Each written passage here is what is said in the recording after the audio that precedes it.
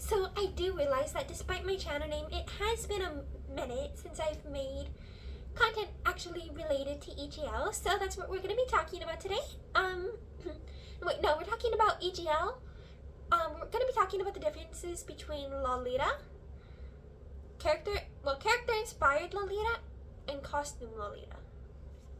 Okay, so just to brief anybody that doesn't know what EGL, otherwise known as Lolita fashion is, it's a J fashion that most likely originated in Harajuku in the 80s. And it's not a fetish, it's not DDOG, it's not for age regression or anything like that. It's a feminist movement that shows that no matter your age, gender, race, sexuality, you can still wear cute and frilly clothes. You can just be who you want to be. It does have some rules to keep the modesty and such, but I think it's pretty good because if we didn't have these rules, then the fashion would just be diluted. It's a bit tricky to get a hold of at first, but you'll get the hang of it. Now then, have you ever wondered, what makes character-inspired Lolita different from a costume or cosplay Lolita? Well, we're gonna start off with what makes it a costume. To be a Lolita, you have to wear Lolita fashion, and I mean actual Lolita fashion made by the brands. It doesn't have to be BB&B. It doesn't have to be BTTSB. It doesn't have to be AP. It doesn't have to be Memomote. Like, just Lolita fashion, right? But if you were in a costume or cosplay of a Lolita character, you yourself would not be a Lolita, as those tend to not follow Lolita rules, and either way, you're not really a part of the community. You don't really actively wear the fashion, and typically costumes or cosplay tend to be lower quality. Not to say that all costumes and cosplay are low quality, because there are some very high-end costumes and cosplay that have had people put a lot of work into them. I say this being a member of the cosplay community. I do not handmake any of my cosplay. I am not currently wearing cosplay, but I think you guys can tell from my channel that I do cosplay from time to time. So if you were to cosplay the white-haired girl from Mission Yokozuna family, I forgot what her name was, she would be a Lolita, and you would be in cosplay Lolita. You would not actually be wearing Lolita fashion, but you would be cosplaying a Lolita character. I love Lolita characters. They're so fun to see. Of course, there are exceptions. I forgot the exact name, but there was this one character that was actually had her outfits and cords based off of actual Lolita.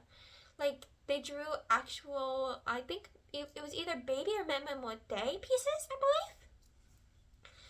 Like, the character was depicted wearing that. And if you were to wear some of those pieces, like not a costume replica, then that would be actually wearing Lolita, if that makes any sense. Now, what exactly is character-inspired Lolita?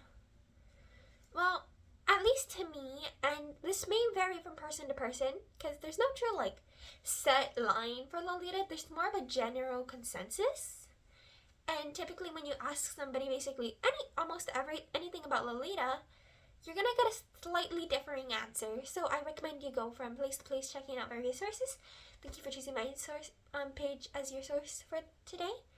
But for character-inspired Lolita, it might be something like, well, I really like this character, so I'm gonna wear something like with the same color. I'm gonna wear a cord that has the same colors, or I'm gonna wear a cord that I think that this character would wear if this character was to wear Lolita, or and such.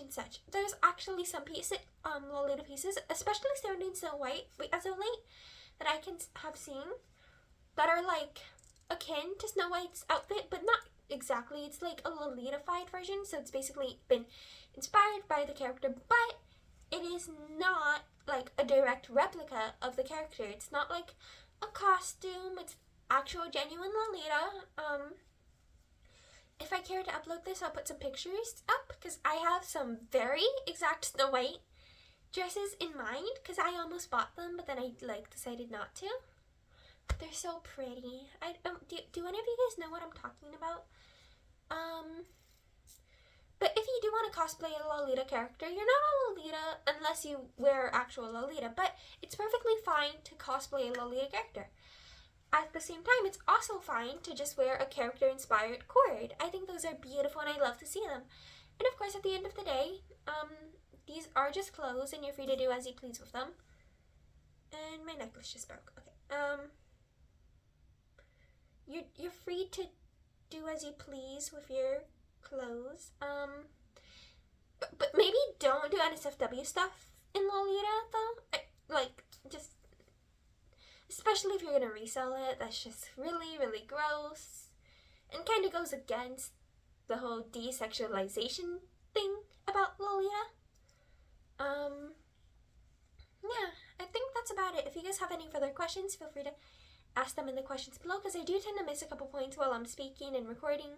And then after I post the video, I think about it, and then I go, hey, I could have added that in, you know?